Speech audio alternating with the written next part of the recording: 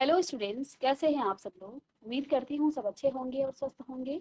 मैं Meena Rana ICT virtual class में आपका स्वागत करती हूँ। तो स्टूडेंट्स, हम पढ़ रहे हैं क्लास 12 का मैथ्स। तो ये मैं आपका अरेंजमेंट क्लास ले रही हूँ, किसी कारणवश मैम नहीं आ पाई हैं। तो देखिए बच्चों, यहाँ पे हमारा प्रीवियस ईयर पेपर्स को हम सॉल्व कर रहे हैं और चैप्टर वाइज हम पेपर्स के कॉन्सेप्ट को देन प्रीवियस ईयर क्वेश्चन को हम देखते हैं। तो यहाँ पे हम इंटीग्रेशन आपका जो चैप्टर नंबर 7 है इसको डिस्कस कर रहे थे। इंटीग्रेशन के हमने बहुत सारे क्वेश्चन सॉल्व कर लिए हैं, ठीक है, जो कि आपके प्रीवियस ईयर क्वेश्चन में, और आप देख पा रहे होंगे बहुत ही इंपॉर्टेंट चैप्टर है ये आपका, क्योंकि यहाँ पे आपके 2 नंबर में, 1 नंबर में, 3 नंबर में, 4 नंबर में और 5 नंबर में सारे तरह के जो आपके क्वेश्चंस आपके पेपर्स में आते हैं वो सारे क्वेश्चंस आपको पूछे जाते हैं, ठीक है। इंटीग्रेशन आपका इम्पॉर्टेंट है। और यहाँ पे देखिए जो 5 नंबर में आपके क्वेश्चन पूछे जाते हैं, प्रीवियस लेक्चर में हमने आपको एक टॉपिक यहाँ पे स्टार्ट कराया है, इंटीग्रेशन बाय पार्शियल फ्रैक्शन, ठीक है। तो देखिए इससे पहले जो आपका टॉपिक था वो था integration of some particular function, जिसमें आपने कुछ अलग टाइप्स के फंक्शंस का इंटीग्रेशन करना सीखा, ठीक है। बेसिकली यहाँ पे 4 तरह के आपके क्या होते हैं, फंक्शन होते हैं, जिनको आप इंटीग्रेट करने के लिए सम पर्टिकुलर फंक्शंस की आप क्या करते हैं, यहाँ पे यूज करते हैं। और कुछ हमने यहाँ पे आपको 6 फॉर्मूले लिखाए थे, आई होप कि आपने वो फॉर्मूले भी लर्न कर लिए, ठीक है। क्योंकि अगर आपको फॉर्मूले लर्न नहीं है तो इनका इंटीग्रेशन करना पॉसिबल नहीं है, ठीक है। तो सबसे पहले आपका काम क्या रहेगा, आप इनको चैप्टर वाइज, क्योंकि ये एक सीक्वेंस है, आप पहले बेसिक जो आपका इंटीग्रेशन है उसको कीजिए। इसके बाद सेकंड आपके जो कुछ मेथड हमने यहाँ पे पढ़े थे, उन मेथड को हमने किससे, सब्स्टिट्यूशन मेथड से क्या किया था, सॉल्व किया था, ठीक है। इसके बाद तीसरा जो आपका इंटीग्रेशन का जो टॉपिक है वो है ट्रिग्नोमेट्रिक आइडेंटिटीज को आप यूज करते हैं और उनका क्या करते हैं, इंटीग्रेट उन फंक्शंस को करते हैं, ठीक है। चौथा हम क्या करते हैं,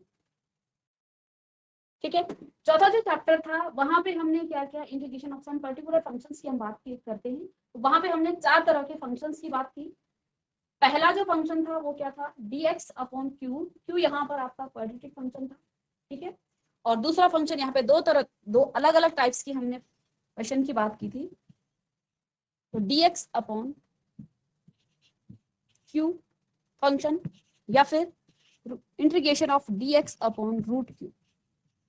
फर्स्ट में हम इन 2 टाइप्स के इंटीग्रेशन किया इन फंक्शंस का।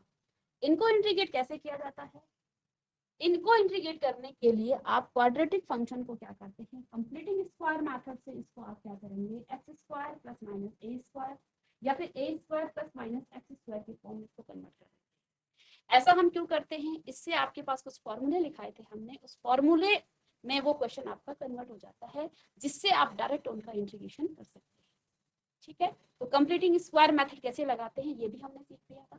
तो इन 2 टाइप्स की हमने पहले क्वेश्चन को सॉल्व किया। इसके बाद 2 और टाइप्स की हमने सम पर्टिकुलर इंटीग्रेशन फंक्शंस के जब इंटीग्रेशन करना सीखा, तो इसमें 2 टाइप्स के थे ये। इसके बाद लीनियर फंक्शन अपॉन क्यू आपके पास आता है, यहाँ पर लीनियर फंक्शन होगा और नीचे आपके पास क्यू होगा, इसका भी हमने, या फिर integration of linear upon Q, यहाँ पे रूट क्यू आएगा और dx, ठीक है। इसके लिए हम क्या करते हैं, हम L को रीराइट करते हैं, ठीक है। कैसे किया जाता है L को right, L is equal to आप क्या लिखते हैं, a d upon dx of q और प्लस में b, यहाँ a और b का मान निकालेंगे और यहाँ पर आप क्या लिखेंगे, L को फिर दोबारा से क्या करेंगे, रीराइट करेंगे।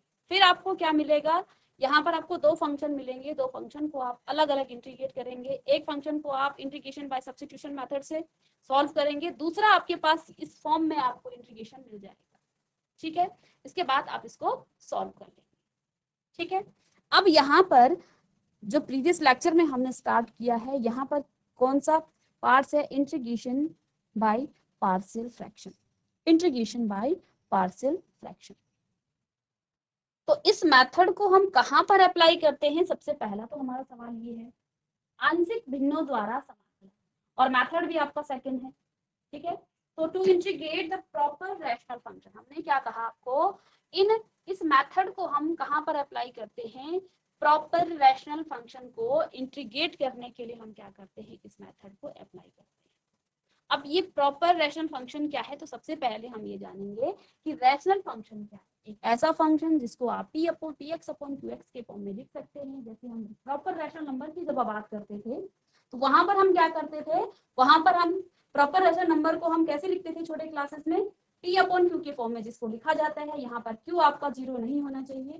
तो वही बात हम यहाँ पर कर रहे हैं कि px अपॉन qx के फॉर्म में लिखा जाता है। px और qx आपके पॉलिनोमियल होंगे। यहाँ पर भी आपका qx 0 नहीं होगा, क्योंकि अगर qx 0 हुआ तो ये क्या हो जाएगा, ये आपका नॉट डिफाइंड फंक्शन है। ठीक है, तो देखिए अब प्रॉपर की बात की गई तो प्रॉपर रैशनल फंक्शन क्या होता है, यदि आपके पास px की जो डिग्री है, px की डिग्री है, तो यहां पर आप लिखेंगे degree of px is less than degree of qx। यदि आपके पास degree of px is less than degree of qx, ठीक है।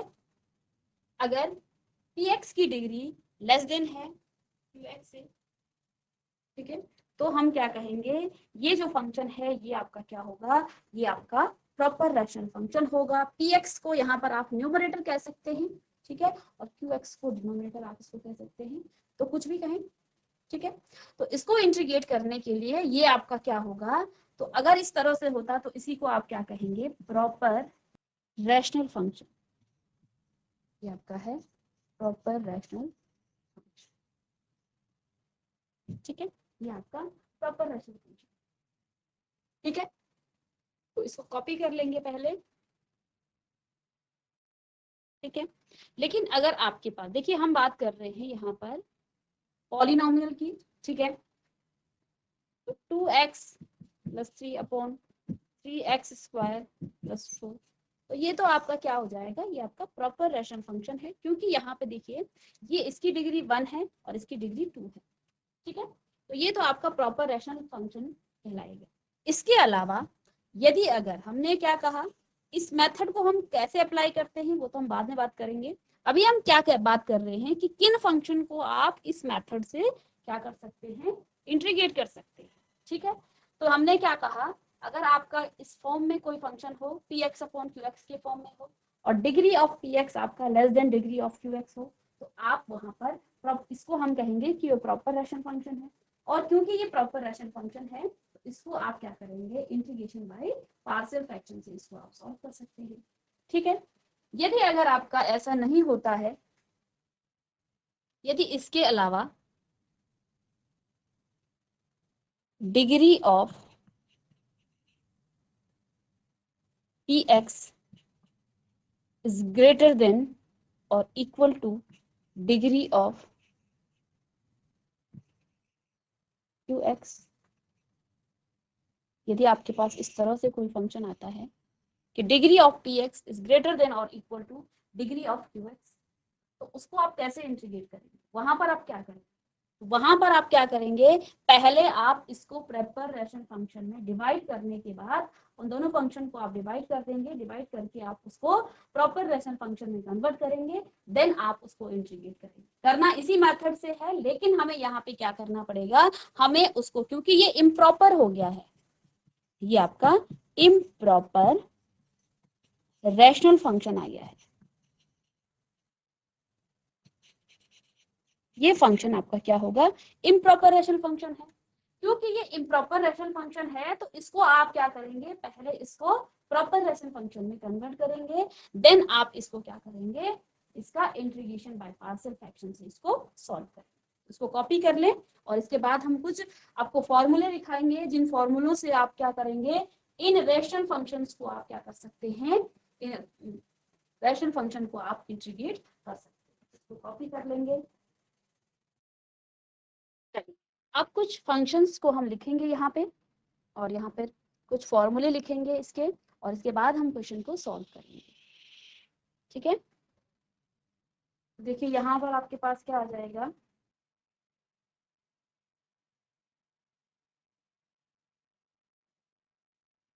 Form of rational function,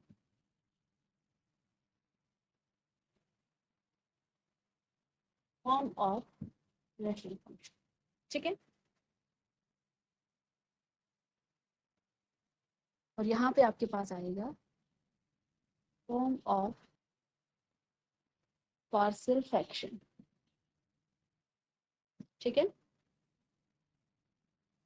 form of partial fraction Hindi में लिख सकते हैं परिमेय फलन का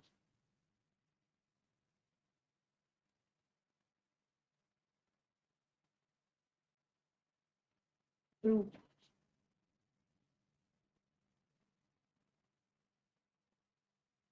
और यहाँ है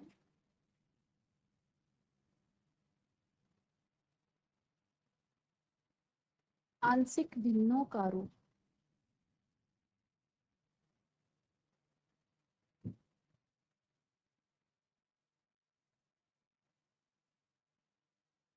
ठीक है, तो ये आपका परिमेय फलन का रूप होगा और यहाँ पे आपको मिलेगा आंशिक भिन्नों का रूप।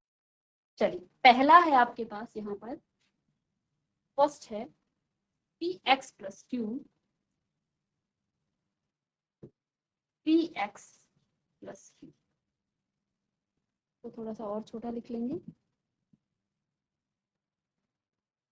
P x plus Q upon में x माइनस ए और x minus B, that a is not equal to b। ऐसा क्यों? अगर a b के इक्वल हो जाता है तो यहाँ पर फंक्शन ही आपका क्या हो जाएगा, और डिफाइंड आ जाएगा। अगर आपको परिमेय फलन का रूप इस तरह से दिया जाए तो उसको आप आंशिक भिन्नों के रूप में कैसे उसको परिवर्तित कर सकते हैं, तो यहाँ पर इसका पार्शियल फ्रैक्शन फॉर्म क्या होगा, a upon x minus A plus में b upon x minus B, ये इसका पार्शियल फ्रैक्शन फॉर्म। ठीक है, इसके बाद सेकंड है, इस तरह से अगर कोई फंक्शन है P x upon P x plus Q upon में x माइनस ए का होल स्क्वायर, इस तरह से अगर आपको कोई परिमेय फलन दिया है, इस तरह का उसका रूप है, तो इसका जो पार्शियल फ्रैक्शन फॉर्म है वो क्या होगा, तो वो आपका आ जाएगा a upon x minus A plus में b upon x minus A का होल स्क्वायर, ये इसका पार्शियल फ्रैक्शन फॉर्म होगा। ठीक है,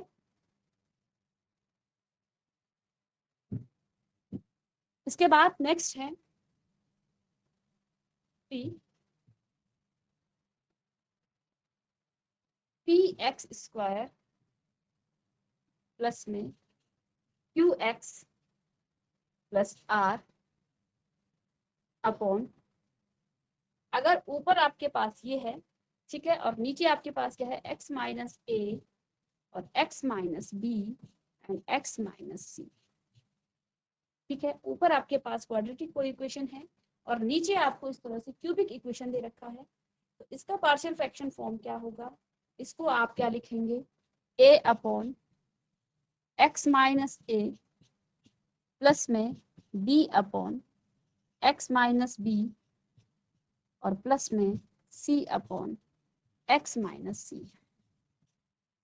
ठीक है, ये इसका पार्शियल फ्रैक्शन फॉर्म। चौथा क्या है, देखिए पी एक्स, यहाँ पर भी आपका पी एक्स स्क्वायर प्लस में क्यू एक्स प्लस आर और डिनोमिनेटर में है x माइनस ए का होल स्क्वायर। ठीक है, और x माइनस बी, तो देखिए जैसे हमने इसको तोड़ा था यहाँ, पहले तो आप इसके डिनोमिनेटर को इस तरह से तोड़ेंगे, यहाँ पर आप क्या लिखेंगे, इसका partial fraction form a upon x minus A plus में b upon x minus A का होल स्क्वायर और प्लस में c upon x minus B, ये इसका पार्शियल फ्रैक्शन फॉर्म आ जाएगा। चलिए, इसके बाद नेक्स्ट फिफ्थ है, इसका fifth part, P X square plus Q X plus R upon में डिनोमिनेटर में यहाँ पे क्या आ जाएगा, x माइनस ए और यहाँ एक्स स्क्वायर प्लस में बी एक्स प्लस सी, ये आपके पास आ जाएगा। और यहाँ पे देखिए, यहाँ पर एक चीज है कि इसके एक्स स्क्वायर प्लस में बी एक्स प्लस सी, ठीक है। जब इस तरह से आपको कोई फंक्शन दिया जाए तो वैसे तो हम इसका क्या निकाल लेते हैं, इसके फैक्टर निकाल लेते हैं। ये उस केस में आएगा जब इसके कोई फैक्टर नहीं आएंगे। तो यहाँ पर आप लिखेंगे का इस फंक्शन का कोई गुणनखंड ना हो।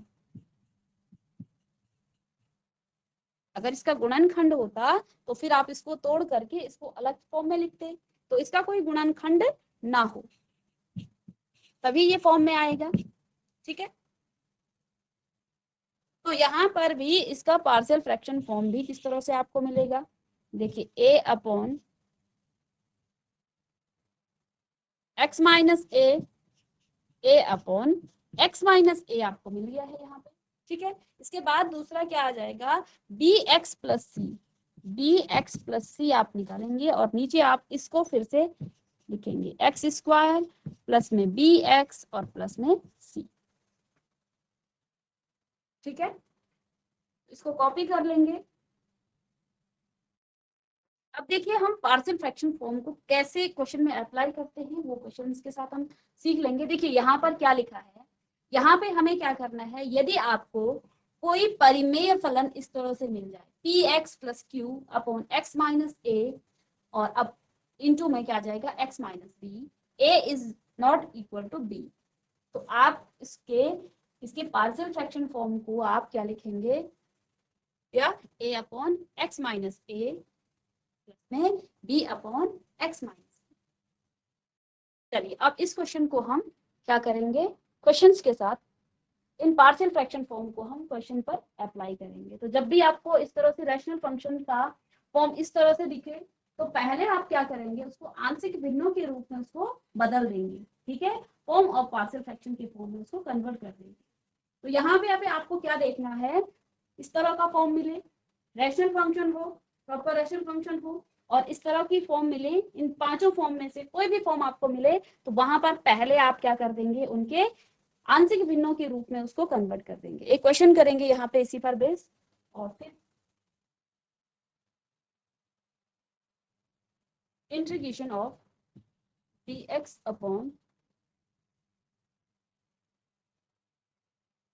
x प्लस 1 और x प्लस 2, ठीक है, x प्लस 2। अब इसका देखिए यहाँ पे मैंने आपको फॉर्मूला लिखाया है, ये इसके फॉर्म लिखा है, ठीक है, ये फॉर्मूला नहीं है, ये फॉर्म है कि अगर इस तरह का आता है, देखिए यहाँ पे क्या है, ये लीनियर फंक्शन आपका है P x plus Q, linear function one आपका क्या होगा, आपका कांस्टेंट लीनियर फंक्शन है, ठीक है।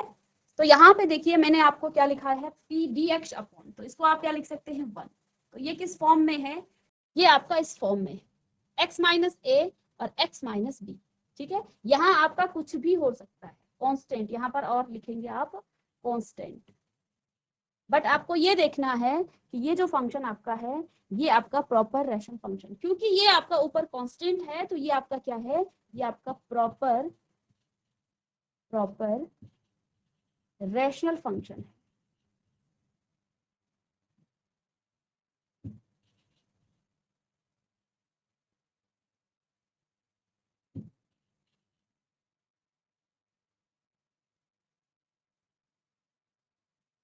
प्रॉपर रैशनल फंक्शन, तो इसको आप क्या लिख सकते हैं, इसको आप क्या करेंगे, पार्शियल फ्रैक्शन फॉर्म में इसको कन्वर्ट करेंगे, ठीक है। तो इसका पार्शियल फ्रैक्शन फॉर्म क्या हो जाएगा, 1 अपॉन एक्स प्लस 1 और एक्स प्लस 2, इसका पार्शियल फ्रैक्शन फॉर्म क्या है, ए अपॉन, यहाँ आपका लीनियर फंक्शन आ सकता है, कांस्टेंट फंक्शन आ सकता है, ए अपॉन एक्स प्लस 1 और प्लस में बी अपॉन एक्स प्लस 2। और ये आपने कहाँ से लिखा, आपने कहाँ से लिखा, हमारे पास एक पी एक्स प्लस क्यू और यहाँ पर आप कांस्टेंट लिख लें, कांस्टेंट अपॉन में x माइनस ए और x माइनस बी अगर आपके पास रैशनल कोई फंक्शन है तो आप इसको किस फॉर्म में लिखेंगे, a upon x minus A plus में b upon x minus B. ठीक है, तो यहाँ हमने इसका रैशनल फंक्शन इसका फॉर्म लिख लिया। अब यहाँ से देखिए 1 x प्लस 1 और x प्लस 2, ठीक है, इज इक्वल टू, इसको आप कॉमन ले लेंगे, यहाँ से एलसीएम ले लेंगे x माइनस 1 और x प्लस 2, तो यहाँ आपको क्या मिलेगा, a x प्लस 2 प्लस में b x प्लस 1। ठीक है, इससे ये कट जाएगा। अब आपको क्या मिला, b आपको क्या मिला है, माइनस का 1। यहाँ से हमने b का मान निकाल दिया। ठीक है, अब यहाँ पर इसी इक्वेशन में यदि आप x इज इक्वल टू, देखिए x की वैल्यू यहाँ पर क्या रख दें, -1 रख दें। ठीक है, तो 1 इज इक्वल टू आपके पास क्या आ जाएगा, a -1 प्लस 2 और प्लस में b -1 प्लस 1, तो ये तो 0 आ जाएगा। 1 इज इक्वल टू आपके पास प्लस माइनस का आपका माइनस होगा और ये आपका a, तो a बराबर आपके पास 1 आ गया है। यहाँ से हमने a और b का मान निकाल लिया। ठीक है, इस a और b की वैल्यू को आप यहाँ पर रखिए इक्वेशन नंबर 2 में। ठीक है, यहाँ पर मैं लिख लूँ, put a is equal to आपका 1 and j is equal to -1। ठीक है, in equation number 2, equation number 2 में हमने इसको रखना है, तो यहाँ पे आपके पास क्या आ जाएगा, 1 अपॉन x प्लस 1 और x plus 2 is equal to a अपॉन a कितना है, 1 है, 1 अपॉन x प्लस 1 और प्लस में b कितना है, माइनस का 1, तो यहाँ पर माइनस ही कर देंगे, 1 अपॉन x प्लस 2। ठीक है, तो यहाँ से देखिए बच्चों हमने क्या क्या लिखा है, 1 अपॉन x प्लस 1 और 1 इंटू में x प्लस 2 की वैल्यू कितनी आ गई है, 1 अपॉन x प्लस 1 और x माइनस में x plus 2, 1 upon x plus 2। ठीक है, ये तो हमने क्या निकाला है, इसकी वैल्यू निकाली, हमने अभी इंटीग्रेशन नहीं किया। हम क्या कर रहे हैं, हमने देखा कि ये जो फंक्शन है ये आपका किस फॉर्म में है, 1 अपॉन x प्लस a और x प्लस b की फॉर्म में। ठीक है ना, x plus a x plus b के फॉर्म में है। ठीक है, तो हमने इसका पार्शियल फ्रैक्शन फॉर्म देखा, ये इसका पार्शियल फ्रैक्शन फॉर्म आता है। ठीक है, प्लस का यहाँ पे देखिए माइनस हो गया है, चलिए इसका पार्शियल फ्रैक्शन फॉर्म हमने ये निकाल लिया। अब इस 1 upon X plus 1 into x plus 2 की वैल्यू कितनी है, 1 अपॉन ये है, इस वैल्यू को हम यहाँ इस क्वेश्चन नंबर 1 में पुट करते हैं। ठीक है, इस 1 अपॉन एक्स प्लस 1 इंटू में एक्स प्लस 2 की वैल्यू को हम इक्वेशन नंबर 1 में पुट करेंगे। अब इसका हम क्या करेंगे, इंटीग्रेशन करेंगे। तो यहाँ पे देखिए integration of 1 upon X plus 1 और x plus 2 is equal to आप क्या लिख सकते हैं, dx इज इक्वल टू आपके पास क्या आएगा, integration of 1 upon x plus 1 minus में 1 अपॉन x प्लस 2 और इस पूरे का आप होल dx करेंगे। अलग अलग इसको सेपरेट कर सकते हैं, इंटीग्रेशन ऑफ 1 अपॉन या dx upon x plus 1 minus में 1 अपॉन या dx अपॉन x प्लस 2 और dx।